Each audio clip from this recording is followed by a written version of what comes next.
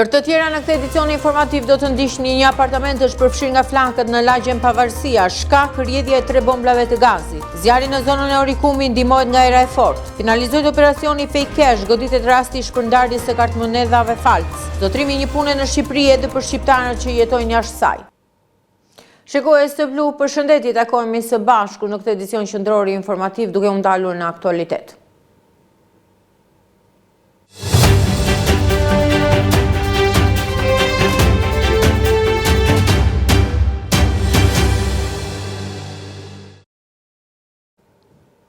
Babica është fshanti që thahet për ujë në çdo stin. Sipas banorëve, ata furnizohen 30 minuta ose 1 orë vetëm një herë në 2 ditë. E përveç se kërkojnë alternativa të tjera, ata thonë se janë blerës të ujit të pishëm. Babica fshati që thahet për ujë në çdo stin. Situata në këtë fshat mbetet problematike, ndërsa banorët janë të detyruar ende të presin edhe pas premtimeve të shumta. Banorët pranojnë se uji në banesat e tyre vjen vetëm 30 minuta ose në 1 orë, por vetëm një herë në 2 ditë. Sasia e pamjaftueshme sipas tyre, ndërsa deri më tani nuk ka asnjë zgjidhje. Për të furnizuar kanë gjetur alternativa të tjera, ndërsa për të konsumuar kryesisht e blejnë. Në fshat her pas here, sipas banorëve, mbërrin një automjet, aty ku këta të fundit janë të detyruar ta blejnë. Një tjetër zgjidhje janë puset që kanë havet banorët, por kjo nuk është një zgjidhje, ndërsa sipas tyre, situata vijon e tillë për shumë vitesh dhe nuk ka asnjë zgjidhje. Uji pishëm vjen një ditë po, një ditë jo, 1 orë. Qa marrin, qa s'marrin, që ja janë blidur tubët, agojnë 18.000 lekë. Do me thënë, kam ardhur unë këtu 12 vjeç, jam 75, uji dhe drita babis shuaj me uji. Uji s'keni për ta shuaj? Ja. Po ju del për të furnizuar 1 orë. Po jo orë ku del. Mirë unë jetoj vetëm, po ka familje që janë çuna që duan plan 3 ditë. Ku del? Po ju kanë thënë që do sistemohet shumë shpejt disa herë. Ja thëna me të bërën. Ja. Po si ja bëni për ujë? Po ma vri për të pirë blejt. Po. E përgatuar. Te ky ai drejtori i Ujësellsi thotë që unë kam të pishëm. Po dhe ka lingort me ato. Për shembull, lere në një bot në një plastike të bardhë. Mbushë lere hajde mbas 3 ditë shko si bëhet na brenda. Dhe dimër behar babica thatë për ujë. Të pun ka babica. Të pun. Janë lidhjet janë pa kontrolluara. Nga depo mund të mbajtur te argjilet në ujë argjilje qendrës. Babica për ujë ca s'marrin fare. Ca s'marrin fare birë. Po unë kam një pulsa atje që kam bërë 97-ën edhe bere qaves. Filtroj, se kam vën filtrin që marrë pi. Se nga njëra arrim të marrim, e njëra s'arrim të marrim. Sa ko ka në këtë gjendje? Kjo gjendje vajte vite birë, po. Tani ka një 3-4 vjetë, njërë 5 që është fare. Ka familje që nuk marrin pikën. Pikën. Po kur vinë, sa herë vinë? Sot dhe erdhi uji, nesër jo pas nesër, 1 orë. 1 orë në qafë, 1 orë lagja jonë këtu, 1 orë ajo poshtë. Po është e përballueshme?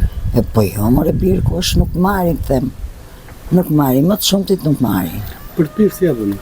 Urdo? Për ujë për të pirë. Si ja bëj për të pirë, vjen një kamion këtu nga, duket nga Tomorri, se nga është, që mushin bidonet. Shetujnë? Shetujnë, po si. Me bote? Me bote. Kurse unë kam filtrin, vajta një 5-6 vjetë, edhe pi po këtu, se më merte djali më futej në mes, merte bidona 30 kilosh. Për të larë, si ja bëni, ju keni pus po tjerët?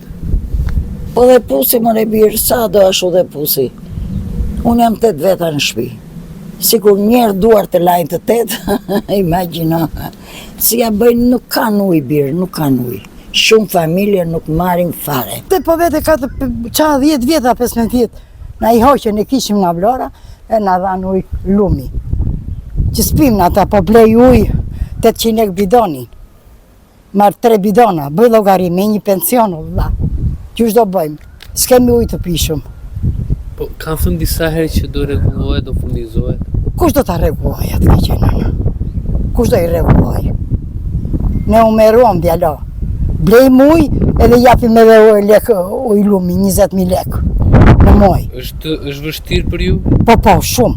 Po të lanë me ujë të lumit, për të lanë mushet trupi kokra. Na mushet. Për të pirë blej, Ja, vinë makina, po va marrim në klub. Babica fshati që vijon të vuajë mungesën e ujit të pishëm, një situatë që vijon prej vitesh ndërsa nuk ofrohet asnjë zgjidhje. Fshati thahet për ujë në çdo stin, banorët kërkojnë zgjidhje. Zotërimi, një punë në Shqipëri tashmë mund të sigurohet edhe nga shtetas shqiptar që jetojnë jashtë vendit. Një risi kjo që aplikohet për herë të parë në vendin tonë, sipas drejtores së Agjencisë Kombëtare të Punësimit Vlorë dhe Aftësive, Saniela Xhaferaj.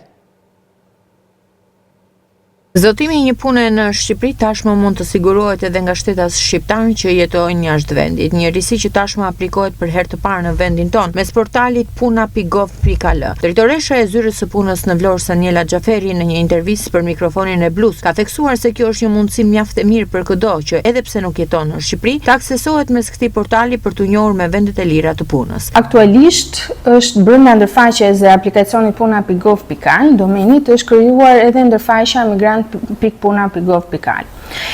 Kjo është një mundësi e mirë që të aksesohet në mënyrë të orientuar nga kushdo që nuk është dhe nuk jeton në Shqipëri dhe gjithashtu të orientohet me të gjitha mundësitë e punësimit, të formimit profesional apo mundësive të tjera që ofrohen nga zyra e punës. Aktualisht ne i kemi lançuar programet e nxitjes së punësimit dhe çdo biznes në momentin që flasim është i lirë për të aplikuar përmes sjellbenjes së biznesit vet në një nga programet që ai interesohet më së shumti, programin e punësimit, që është një program një vjeçar, programin e formimit nëpërmjet punës apo çdo hyri tjetër për programin e praktikave profesionale, që është një mundësi e mirë për këta të rinjt në tranzicionin e tyre drejt tregut të punës.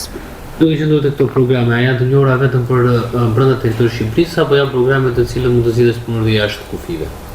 Normalisht vendet e lira që referohen në portalin puna.gov.al janë brenda territorit të Shqipërisë. Edhe mundësitë e praktikës për të rinj janë brenda vendit. Gjithçka aplikohet për herë të parë dhe kushdo i interesuar mund të njihet mes portalit ku ka një akses të veçantë për të gjithë të interesuarit për një vend pune në Shqipëri. Një zjarr ka rënë sot në një zonë meshkure në Orikum duke rrezikuar një banesë pranë si pasojë e flakëve që favorizohen nga era. Mjetet zjarrfikse në vendngjarje kanë neutralizuar zjarrin, i cili dyshohet si i qëllimshëm nga çobanët. Një vatër zjarri është regjistruar paraditën e të martës në Orikum pranë Kodrave. Në vend kanë bërritur 2 automjete të forcave zjarrfikse Vlorë, ndërsa në ndihmë të tyre ka shkuar dhe një mjet zjarrfikës nga baza e Pasharlimanit. Për shkak të erës së fortë, flakët kanë përparuar duke u përhapur në Kodër, ndërsa është rrezikuar edhe një banesë. Ndryrja e forcave zjarrfikse ka qenë e menjëhershme, por situata ka qenë e vështirë dhe për shkak të terrenit të vështirë dhe motit të keq. Dyshohet si zjarrvënia e qëllimshme për hapjen e kullotave, ndërsa pritet edhe të hetohet situata e krijuar nga flakët e zonën së Orikumit. Me ndryshimin e stinëve dhe ngrënien e temperaturave shtohen në Vlorë zjarret, por në pjesën më të madhe të tyre janë të qëllimshme, ndërsa në vitet e shkuara kanë sjell edhe dëme të konsiderueshme. Një apartament është përfshirë nga flakët ditën e sotme në lagjen Pavarësia në Vlorë. Mësohet se 3 bombla gazi kanë rrjedhur duke krijuar një situatë të rëndë për banorët, por edhe vetë zjarrfikësit apo dhe uniformat blu. Fatmirësisht pa dëme në njerëz, por me dëme të konsiderueshme materiale. Moti i përkeqësuar në Vlorë, Kapiteneria e Portit urdhëron pezullimin e lundrimit të anijeve lundruese dhe atyre të peshkimit sot dhe nesër. Ndërkohë do të vazhdojnë të operojnë normalisht tragjetet sipas destinacioneve të tyre përkatëse. Pezullohet lundrimi detar në Vlorë, Kapiteneria e Portit të Vlorës në njoftimin e saj zyrtar ka vënë me dije se pezullimi do të vijojë në datat 11 dhe 12 mars. Pezullimi do të jetë për mjetet e vogla lundruese dhe anijet e peshkimit, të cilat operojnë brenda dhe jashtë gjerit të Vlorës. Ndërkohë për sa i përket tragjedit të linjës Vlorë-Brindisi, ai do të vijojë normalisht. Sipas njoftimit të kapitenerisë, pritet që përmirësimi i situatës hidrometeorologjike të jetë vetëm pas orës 8 e datës 12 mars. Pezullohet lundrimi detar në Vlorë. Kapiteneria e Portit të Vlorës ka njoftuar për përkeqësim në kushtet hidrometeorologjike gjatë datave 11 dhe 12 mars 2025. Në bazë të parashikimit për situatën hidrometeorologjike të përkeqësuar brenda dhe jashtë gjirit të Vlorës gjatë datave 11 dhe 12 mars, duke filluar nga ora 02 e datës 11/3/2025 në drejtimin jug-juglindje me forcën 6 deri në 7 ball me shpejtësi ere deri në 15-20 metra për sekond dhe lartësi dallgje nga 1.5 deri në 2.5 metra. Me qëllim parandalimin e çdo situate të papritur për shkak të kushteve atmosferike, kërkojmë bashkëpunimin e gjitha subjekteve që ushtrojnë veprimtari në fushën e detarisë për të marrë të gjitha masat e nevojshme për sigurimin e mjeteve mjeteve në port dhe rritjen e gatishmërisë së ekuipazhit në mjetet lundruese. Është ndaluar pajisja me leje nisje mjeteve të vogla lundruese dhe ato të peshkimit, të cilat operojnë në det, duke filluar nga ora 02 e datës 11 mars 2025. Të gjithë drejtuesit e mjeteve të vogla lundruese dhe anijeve të peshkimit që operojnë brenda dhe jashtë gjirit të Vlorës të marrin në konsiderat kushtet hidrometeorologjike dhe marrjen e masave për sigurimin e tyre. Anijet e transportit ndërkombëtar detar do të vijojnë të operojnë normalisht sipas destinacioneve përkatëse. Trageti i linjës Vlorë-Brindisi-Vlorë do të mbrinë në portin e Vlorës në orën 13 të së martës. Përmirësimi i situatës hidrometeorologjike të përkeqësuar për mjetet e vogla lundruese dhe atyre të peshkimit do të jetë mbas orës 8 në datën 12 mars 2025.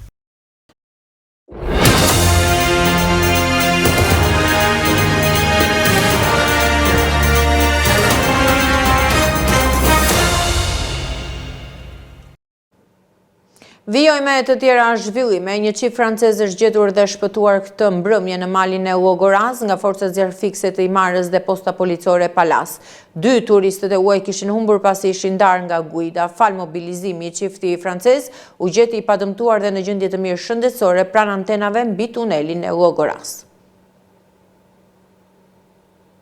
2 turistë francez kishin humbur kontaktet mbrëmjen e të hënës në zonën e Llogaras duke shkaktuar shqetësim te guida dhe autoritetet lokale. Sipas informacioneve, rreth orës 20 të së hënës, çifti francez të dy rreth moshës 50 vjeç u shkëput nga grupi me të cilin po udhtonin dhe u larguar në një drejtim të panjohur. Për shkak të errësirës dhe terrenit të vështirë malor, ata humbën orientimin dhe nuk mundun të gjenin më rrugën e kthimit. Duke kuptuar se ndodheshin në vështirësi dhe se situata mund të përkeqësohej, ata vendosën të telefonojnë shërbimet e emergjencës në numrin 129 për ndihmë. Menjëherë pas marrjes së telefonatës, forcat zjarrfikse të Imarës bashkë me postën policore të Palasës u organizuan për të nisur kërkimet në zonën ku dyshoi se mund të ndodheshin turistët francezë. Fal përvojës dhe mjeteve të tyre, ekipet e shpëtimit arritën të lokalizojnë çiftin në malin e Llogaras pranë antenave që ndodhen mbi tunel. Kërkimet ishin të vështira për shkak të terrenit të thyrë dhe kushteve të errta, por fatmirësisht gjithçka përfundoi me sukses. Pasi u gjetën, turistët u kontrolluan për gjendjen e tyre shëndetësore dhe u konstatuan se ishin mirë pa lëndime apo probleme serioze. Ata u shprehën me njohës për reagimin e shpejtë të autoriteteve dhe për ndihmën e ofruar nga ekipet e shpëtimit. Ky incident vë në dukje rëndësinë e ndjekjes së udhëzimeve të guidave turistike dhe shmangjen e largimit të pashoqëruar në zona të panjohura, veçanërisht në orët e vona të ditës. Fatmirësisht në këtë rast, ndërhyrja e shpejtë e autoriteteve dhe forcave policore bëri që gjithçka të përfundonte pa pasoja negative.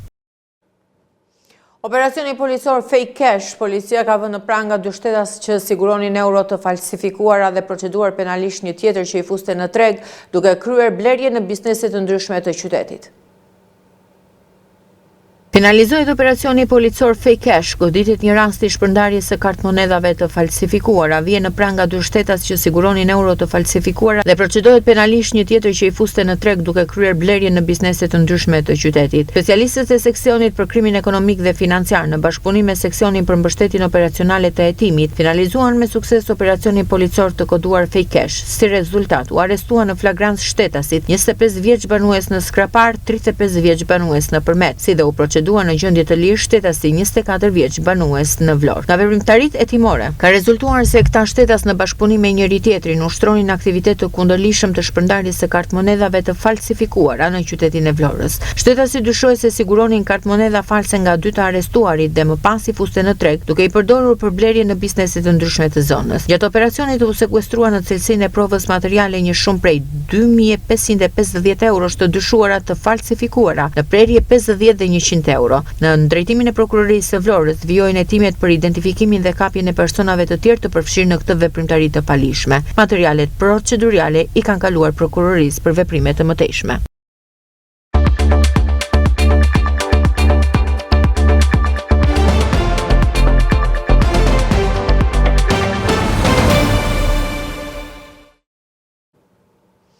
Edi Rama ka folur për skuadrën që do të shkojnë në zgjedhjet e 11 maj. Sipas Ramës, në lista hapur do të jenë ata që kanë eksperiencë, ndërsa në listat e mbyllura do të jenë emra që futen për herë të parë në kuvend.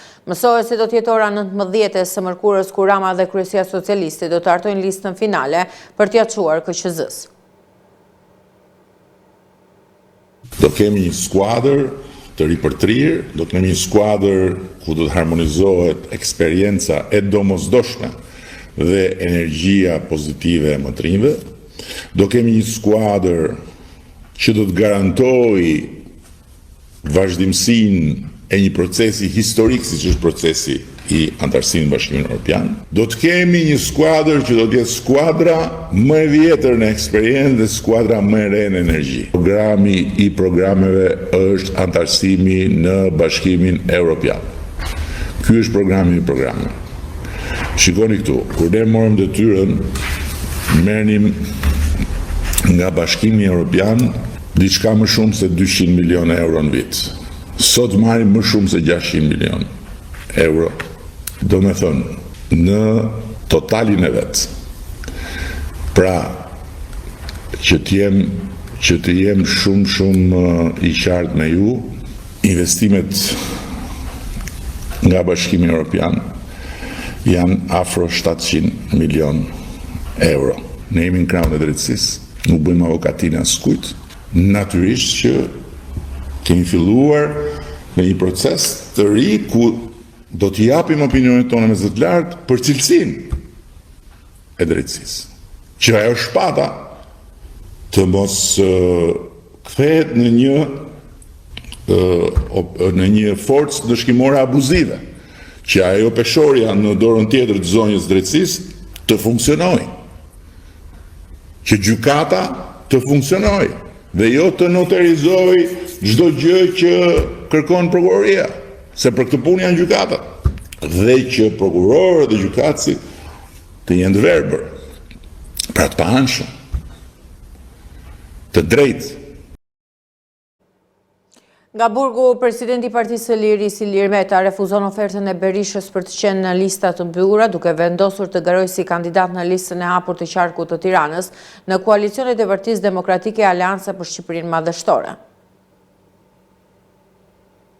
Nga Burgu, presidenti i Partisë së Lirisë Ilir Meta refuzon ofertën e Berishës për të qenë në lista të mbyllura, duke vendosur të garojë si kandidat në listën e hapur të qarkut të Tiranës në koalicionet PD Aleanca për Shqipërinë Madhështore. Kryesia e Partisë së Lirisë miratoi sot vendimin e presidentit të Partisë së Lirisë Ilir Meta për të qenë kandidat për deputet në listën e hapur qarku Tiranë të koalicionit Partia Demokratike Aleanca për Shqipërinë Madhështore. Në zgjedhjet për kuvend të datës 11 maj të 2025, thuhet në njoftimin e zyrës së shtypit të Partisë së Lirisë. Partia e Lirisë thiri sot komitetin drejtues kombëtar, ku përmes një audio mesazhi nga Burgu, presidenti i kësaj partie Ilir Meta tregoi detaje nga marrëveshja me Berishën. Meta shpreh ambicien për dyfishimin e grupit parlamentar në parlamentin e ardhshëm. Ky është së pari një koalicion vlerash, në themel të cilit qëndron patriotizmi, mbrojtja e familjes dhe shoqërisë, nga fiksimi por dhe modeli ekonomik që mbështet prodhimin vendas dhe fuqizon eksportet. Që të jeni në dieni, Partia e Lirisë me këtë koalicion ka dhe një marrëveshje për përfaqësimin parlamentar të detyruar nga kodi zgjedhor antidemokratik i rilindjes. Në këtë koalicion, Partia e Lirisë do të përfaqësohet në bazë të mandateve të fituara në prill të 2021-shit, por duhet të shpreh bindjen time se me mënyrën e përfaqësimit dhe organizimit që ka zgjedhur kryesia e Partisë së Lirisë, ne do të kemi me çdo rast një grup parlamentar dyshifror. Për këtë na duhet që në listat e hapura të përzgjedhim kandidat sa më përbashkues dhe përfaqësues.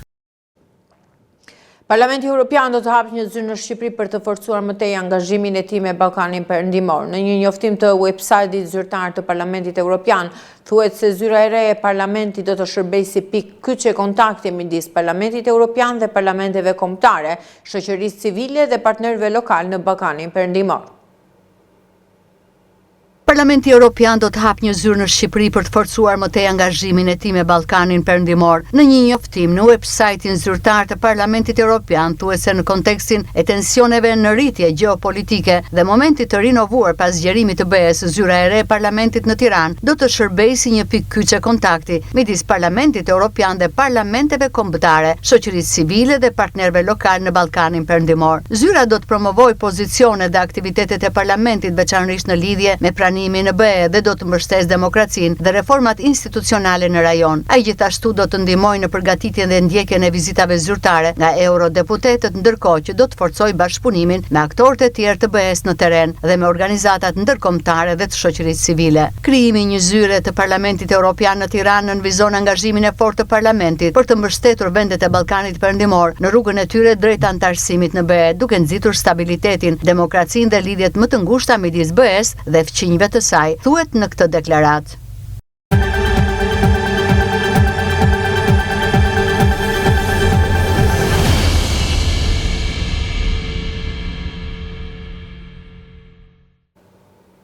Pas kontrolleve në gati 10.000 biznese dhe institucione, Inspektorati Shtetëror i Punës dhe Shërbimeve Shoqërore ka gjetur 2.600 punësuar të padeklaruar, çka tregon se puna në të zezë është përhapur edhe më shumë se vitin e kaluar.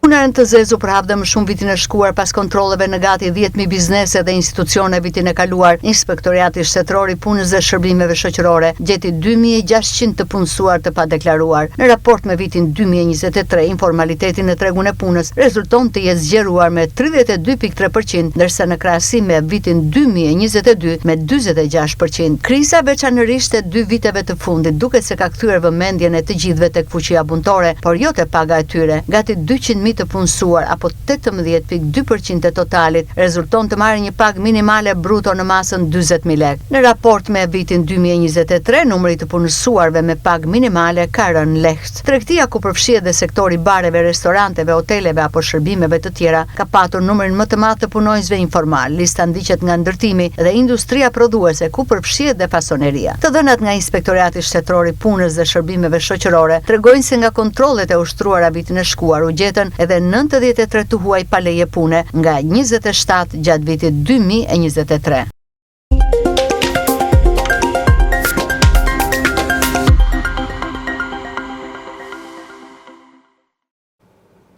Tensione kanë shpërthyer gjatë natës në Beograd, ku grupe studentësh bllokuan selinë e televizionit publik RTS në qendër të kryeqytetit. Pasi kanë ndërmarrë veprime pak para mesnatës, protestuesit thanë se aksioni do të vazhdojë për 22 orë. Tensionet shpërthyen gjatë natës në Beograd, ku grupe studentësh bllokuan selinë e televizionit publik RTS në qendër të kryeqytetit. Pasi kanë ndërmarrë veprime pak para mesnatës, protestuesit thanë se aksioni do të vazhdojë për 22 orë. Një njësi policore që mbriti në vendngjarje për të siguruar daljen e personelit, u sulmua dhe një oficer u dërguar në spital me një lëndim në sy. Asnjë incident tjetër i rëndësishëm nuk është raportuar deri më tani. Presidenti Aleksandar Vučić ka shkuar me një në spital për të vizituar policin e plagosur. Të dhunshmit mendojnë se u lejohet shka nuk është kështu, ata do të përgjigjen për çdo akt të dhunshëm që kryejnë, ka shkruar Vučić në Instagram. Në solidaritet me kolegët e tyre në Beograd, studentët në Novi Sad gjithashtu bllokuan hyrjet në selinë e radio televizionit Vojvodina RTV gjatë natës. Forca të shumta policie kanë mbritur në vendngjarje. Vëmendja diplomatike sot është në Arabinë Saudite, pasi zyrtarët amerikanë dhe Ukrainës do të takohen për herë të parë që kur Zelenski u largua nga zyra ovale pas takimit të tensionuar me homologun e tij amerikan Trump, por para takimit Kievi ka goditur Moskën me dron.